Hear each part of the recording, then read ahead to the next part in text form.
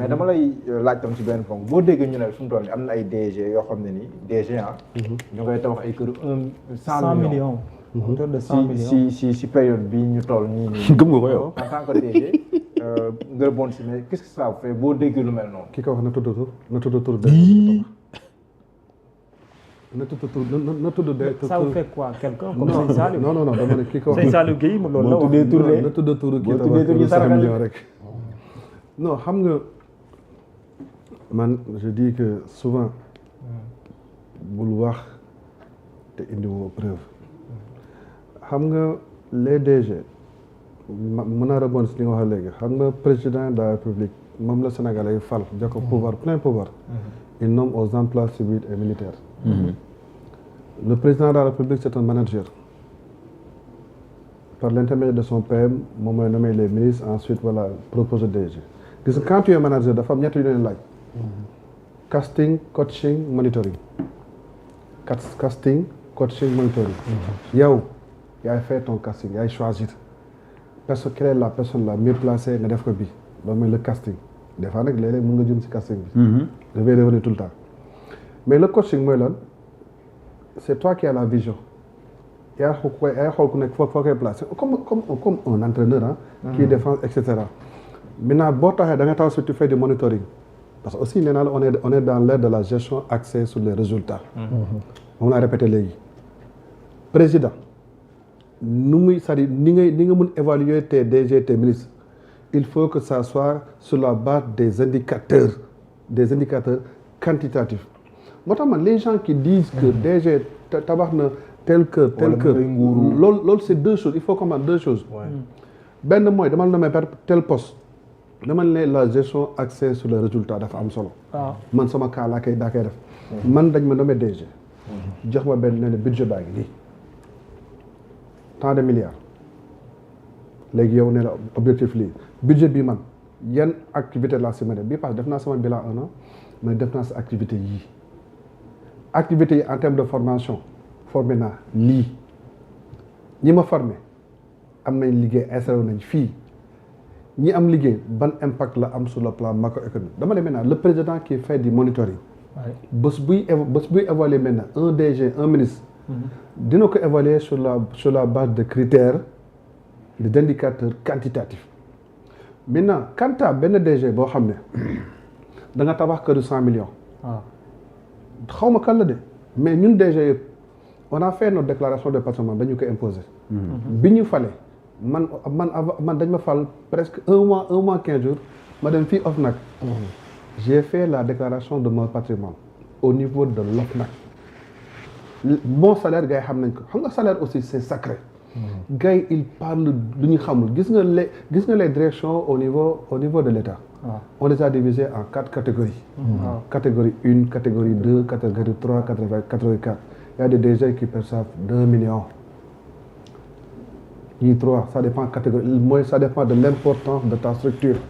C'est les parapublics ou bien? Non ce sont les sociétés léegi ma ne léegi man def naa sama déclaration de patrimoine le président dans son monitoring va me juger sur la base des indicateurs de performance maintenant à ma sortie je vais encore faire ma déclaration de patrimoine.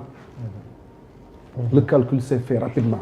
Quelqu'un qui a un salaire de 2 millions, pendant 12 mois, il a combien? 24 millions. Elle a 24 millions. mu def 2 ans mu def 40 millions nga génne fi ko de 100 millions. pourtant bëriwul de li nga wax nii bëriwul 24 millions ci année bi bëriwul. dama lay expliquer rek léegi loolu. loolu beneen paire de manches la. maintenant boo demee OFNAC ñu xool ne maintenant yow sa revenu permettre la même bu ñu fi dindee créé le délit d'enrichissement illicite. article 163 code pénal. mi ngi fi ba léegi. est constitué oui. mi ngi fi ba léegi délit est constitué. délit bi sax li muy créé wala mën na ko OFNAC sax wala d'ailleurs sax OFNAC loolu la bëggoon def. gérer ko moo tax ma ne la s'il y a des DG qui ont des maisons de 100 millions vraiment j'en connais pas te je ne pense pas que ñun ñuy woote jubal jubanti vraiment gëmuma ne mën nañ def fa mais nee naa nag tout est question de casting de coaching de monitoring parce que aussi mu nga def casting xalaat na tu as le bon jour. Des fois le jour n'est pas bon c'est bon tu remplaces tu le mets quelqu'un d'autre mais je pense que un président buy évaluer normalement nit tel que je le connais très rigoureux dina ko def sur la base des indicateurs sur la base de la gestion accès au résultat maintenant ku fi détourné xaalis boo moomul le président wax na ko fii. waaw wax na ko de nee nga ku fi tey daa xaw ma dans l'intimité xaw ma la dans l'intimité de son bureau. dans l'intimité de son bureau. wax na ko de nga def kenn du la protéger te loolu ñun chaque jour on le rappelle au DG en tout cas personnellement je ne connais pas un DG qui a besoin. mais même ci attribution institutionnelle yi parfois am na ñu leen di pointe du doigt. après conseil yi nga xam ne tam premier ministre mu ngi ko doon wax am na yi maanaam que parfois à travers les marchés yi ngeen war a mën di gagner. ni mu war a mën a amee traçabilité. wala ay yëgal ci seen ay supérieurs. ñenn ci yéen sax duñu ko respecter. non mais ça dépend bon marché supérieur aussi il faut que les gens puissent savoir une chose xam nga tey jii organe bu nekk am na organe de délibération.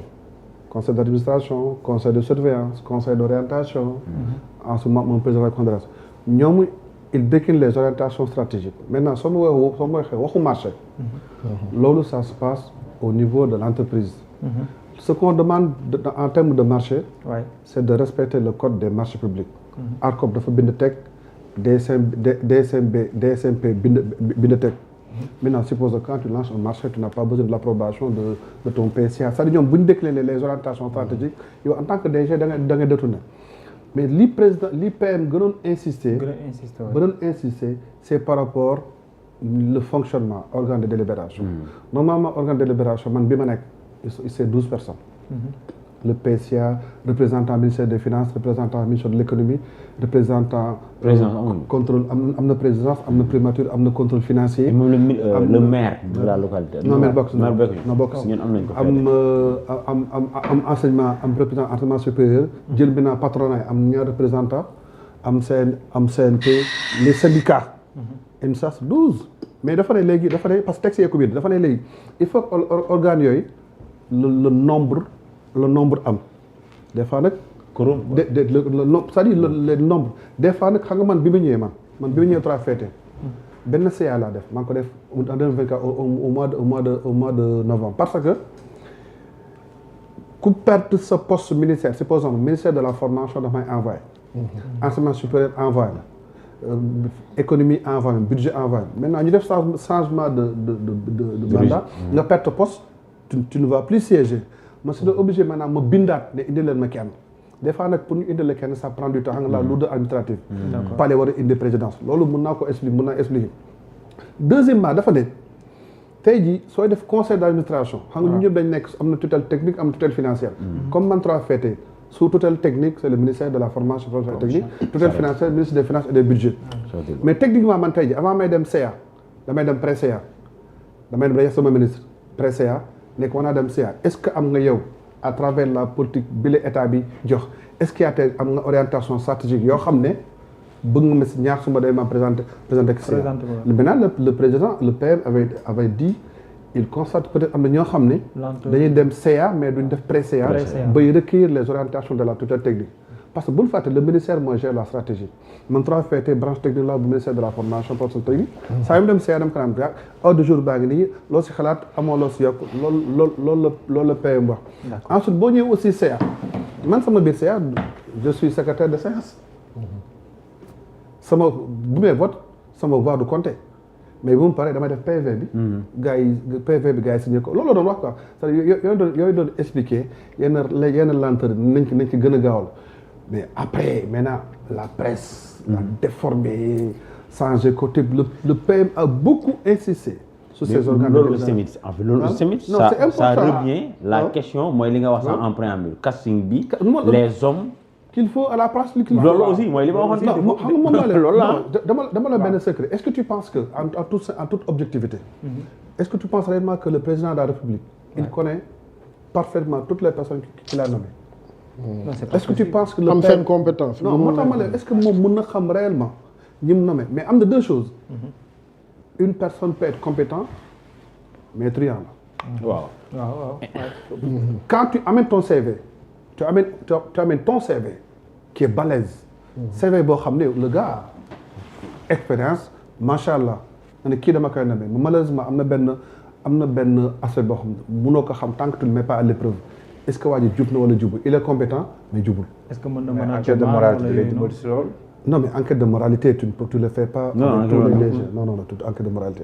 Tu ne le fais pas avec tous les DG. Parfois, am na ñoo xam ne xool du feeñ ci enquête de moralité. du feeñ mais enquête de moralité sax. non enquête de moralité sax mun na bañ a feeñ foofu laa naan gis nga à ce niveau ni le président ni le PM mënuñu xam à millimètre près jikko ku nekk ñi ñu ne maintenant présomption de compétence lay jox rek. présomption de probité morale présomption d'intégrité la lay am si yow rek ne la ay doxalal nee la nag en bandoulière takkal jubal jubanti ñun dañ ko wax tellement takkal jubal jubanti mais nag man mënuma garantir ne kii est-ce qu'il est mais l'essentiel moom wax na ko il ne protégera personne le PM l'a dit les gens yi nga xam ne amuñu compétence on va les changer que fi jël xaalis boo jël da nga koy dégle justice bi mais nag de temps en temps bu gars yi bu communiquer conseil des ministres génnee une partie de l'info show wala les chroniqueurs alimentaires dañ koy ñoddi taawi ko voilà yóbbu ko foo xam ne franchement par la egg fa nekk non man fi ma bëggoon taxaw sax soo ma ko permettre mooy en fait mën nañu après si arrestation tout rek bu paree quoi ok et malheureusement ñu bëri taxawuñ man fi ma bëggoon taxaw mooy volonté de transparence